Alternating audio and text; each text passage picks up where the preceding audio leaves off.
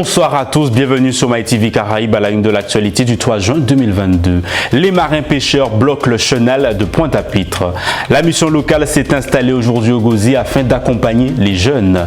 Législative 2022, Christiane Delaney-Clara est candidate dans la deuxième circonscription.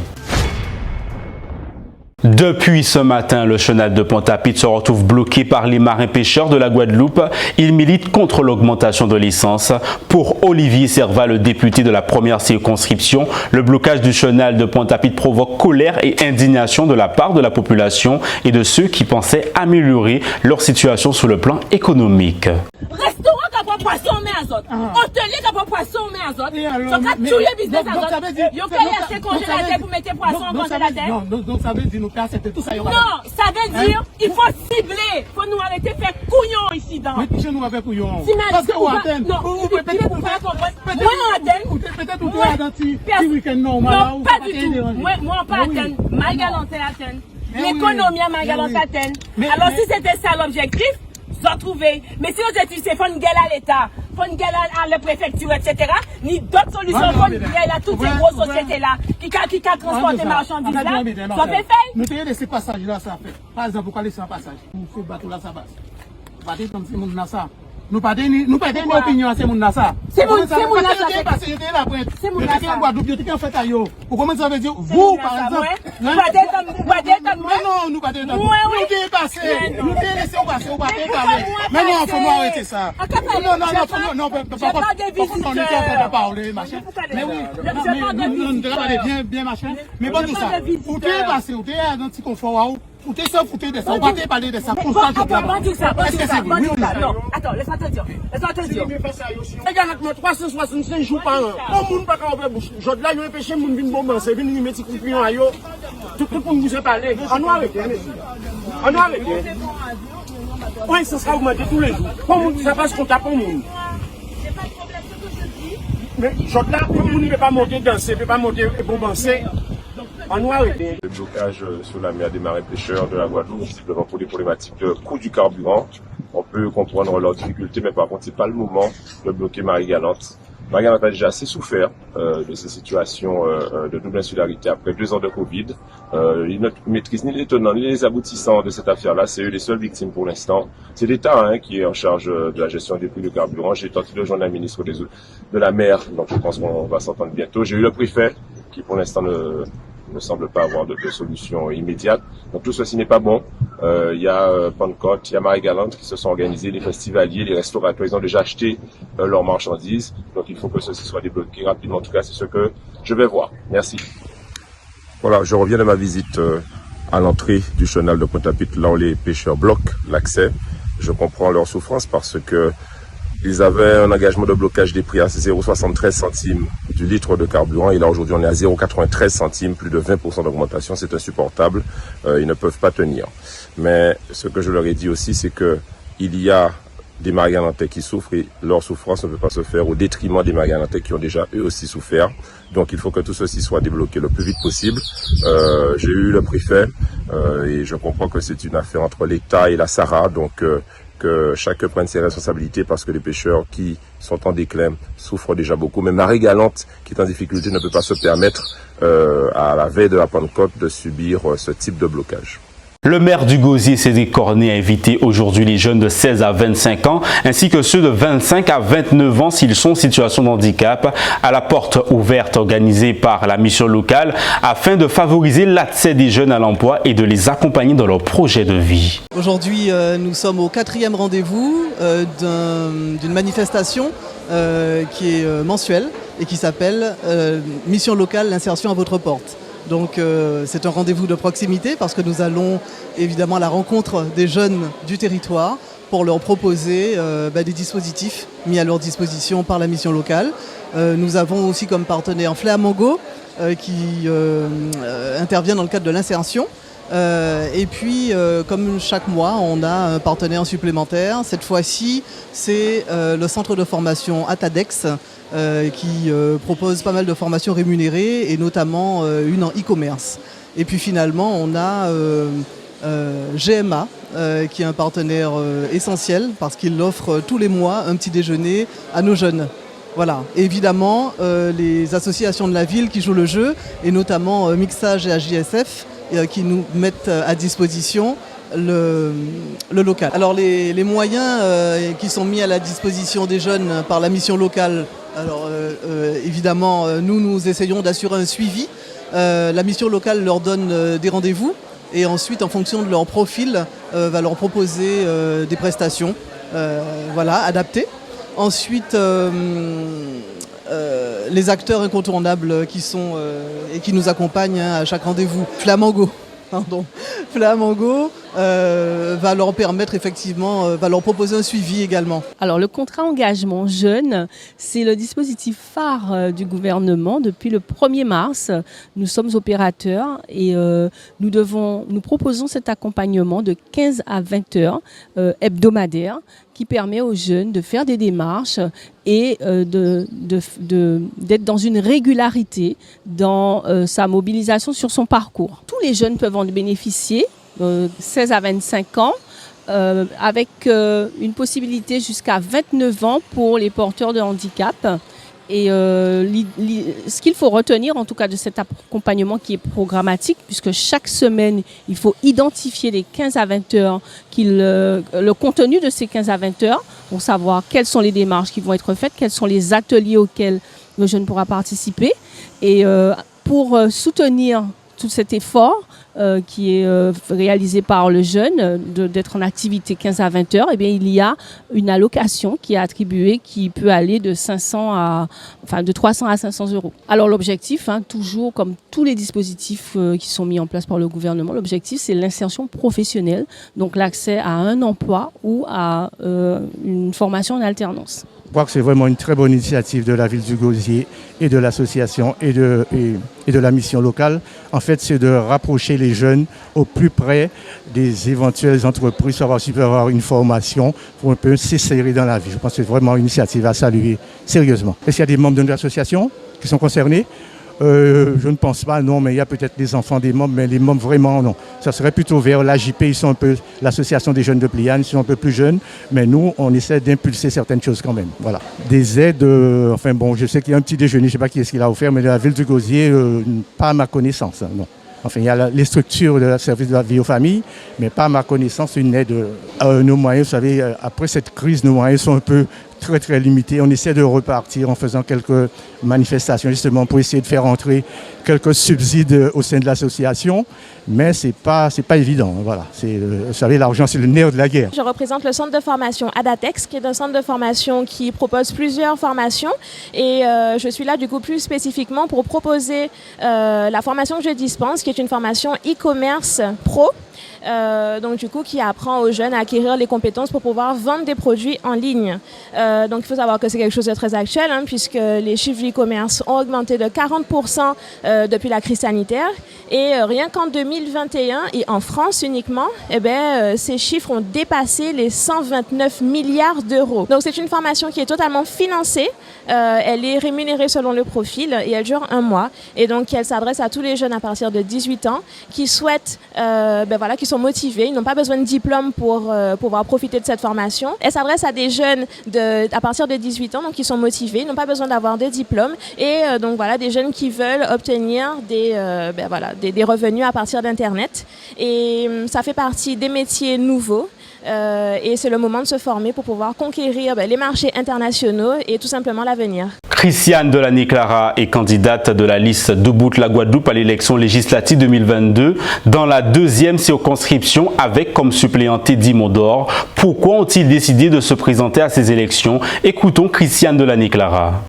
Citoyenne consternée et consternée, présidente du mouvement citoyen Debout la Guadeloupe, et avec mon équipe, dont mon suppléant qui est là, Teddy Mondor, nous avons décidé de nous présenter aux élections législatives sur la 2e circonscription, c'est-à-dire Gosier, Sainte-Anne, Saint-François, La Désirade, Le Moule, Anse-Bertrand, Petit Canal et Port-Louis. Il y a quelque temps, j'ai commencé une dynamique qui est celle d'une citoyenne libre qui veut donner un autre souffle, une autre vérité, liberté, égalité, fraternité. Donc c'est un choix de ne pas se marier avec un parti puisque notre île, notre archipel a payé un assez lourd tribut à l'enfermement dans un parti.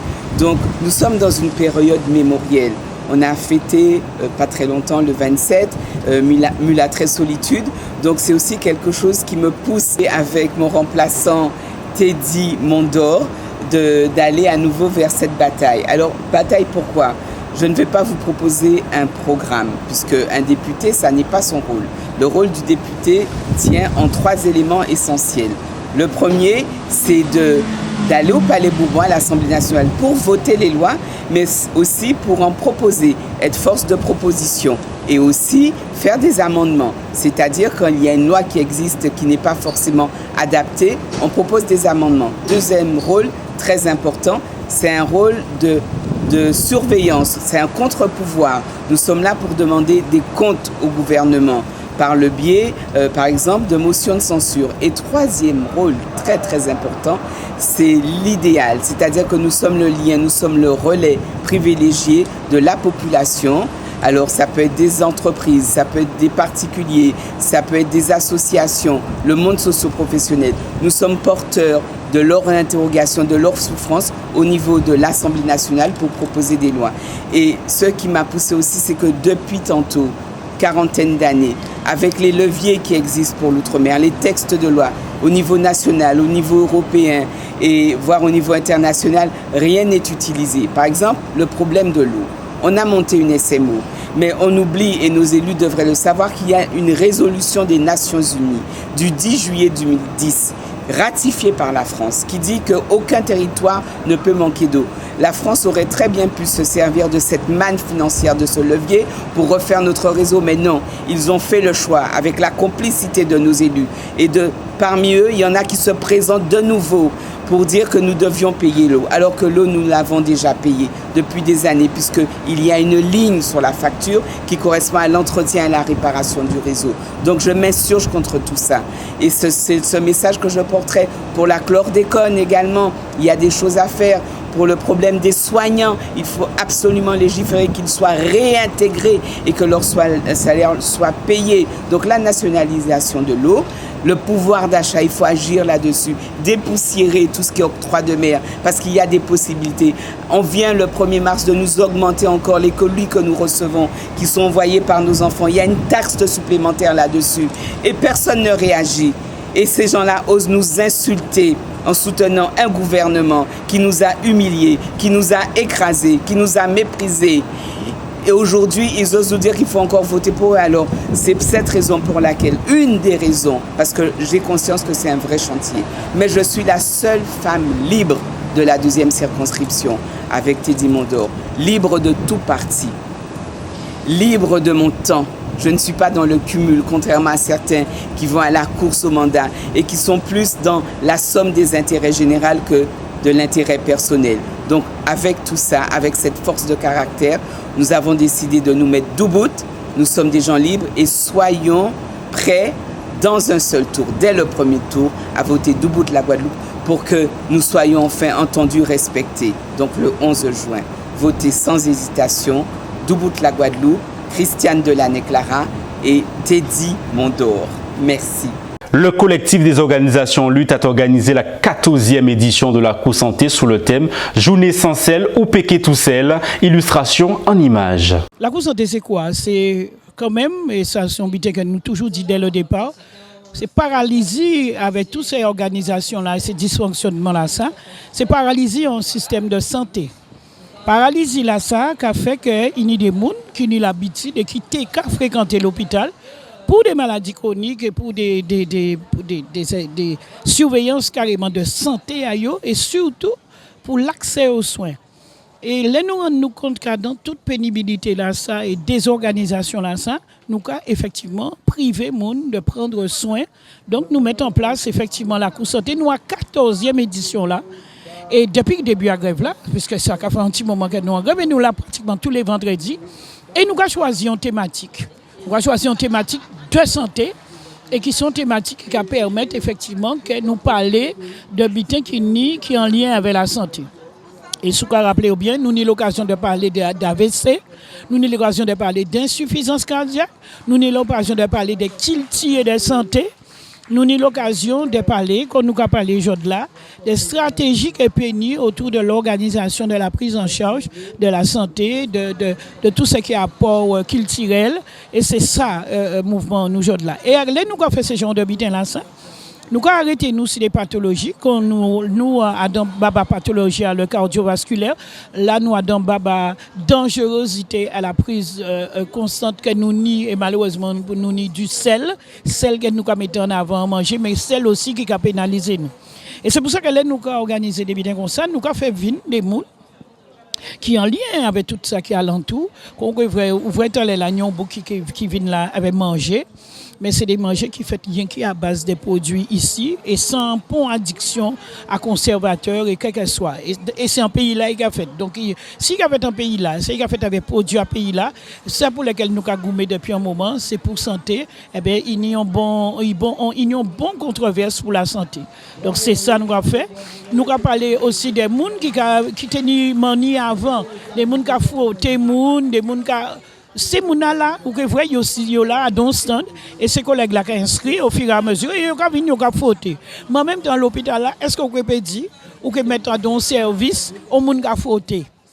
Tout ça, c'est d'éviter pour nous bouleverser le système là. Et c'est pour nous faire comprendre dans le système là aussi qu'il y a des d'éviter qui pas écrit dans des livres, mais qu'il faut faire et qui a fait partie d'un apport culturel à pays là. Et c'est ça, thème à 14e édition là, c'est tout ça qui est alentour à la santé, qu'on babacelle et tout ce qui s'ensuit, mais c'est surtout aussi des faits vrais, qu'il y a des bêtises qui peuvent écrire dans un livre, mais qui jouent un rôle déterminant dans la guérison ou la prise en charge de l'accès aux soins. Et c'est magnifique combat là, ça, que nous avons mené, et nous avons réussi à mener, parce que nous sommes dans des pays que ni des gens, par exemple, ils font un accident de voiture, au bitan traumato, des fois, ils ont carrément mené au dehors là, malgré qu'il y ait une cicatrisation, dans le cadre de la cicatrisation, ils ont mené au dehors là, en lomban, et qu'ils ont mis en contact avec le soleil, ils ont dit que c'est ni des côtés dans le soleil là, qui a fait qu'ils ont cicatrisé plus vite ou pas. C'est ce combat là, ça, que nous n'y amené pour l'avenir de la santé dans le pays là, ça, parce que nous avons un mot d'ordre qui simplement, et toujours nous répéter ça, c'est qu'il s'y guérit bobo. Je suis secrétaire général du Conseil scientifique pluridisciplinaire citoyen Caraïbes. C'est une association qui veut porter une lecture alternative et critique de la gestion du Covid. Et ma présence ici, eh bien, c'est pour soutenir justement l'initiative créative des soignants dont le salaire a été suspendu et d'apporter ma contribution parce qu'aujourd'hui on touche les soignants, demain ça sera quelqu'un d'autre. Ce qu'on fait vivre aux soignants, c'est une violation complète des droits humains, donc le droit à travailler, le droit à disposer de son corps. Pour une injection, aujourd'hui, qu'on sait qu'elle ne remplit pas ses objectifs, c'est même pas un vaccin puisqu'il ne confère pas d'immunité, il n'empêche pas la transmission, il n'empêche pas la contamination, il n'empêche pas les cas graves et le nombre d'effets indésirables a explosé. Donc aujourd'hui, on veut obliger des personnes à s'injecter un produit expérimental qui, je rappelle, est toujours en phase 3, donc c'est encore en phase de test. Donc leur combat est complètement juste et légitime et il dépasse de loin juste les soignants. C'est un combat pour la santé, c'est un combat pour une autre vision du monde, une vision où l'homme n'est pas une marchandise, une vision où on réapprend à vivre, une vision où on multiplie les actes de solidarité, d'amour et on est en train de créer un nouveau monde. Voilà. Voilà pour l'actualité du jour. Je vous rappelle l'une des informations principales. Les marins-pêcheurs bloquent le chenal de Pointe-à-Pitre depuis très tôt ce matin. C'est la fin de votre édition. Merci de nous avoir suivis sur MyTV Caraïbes.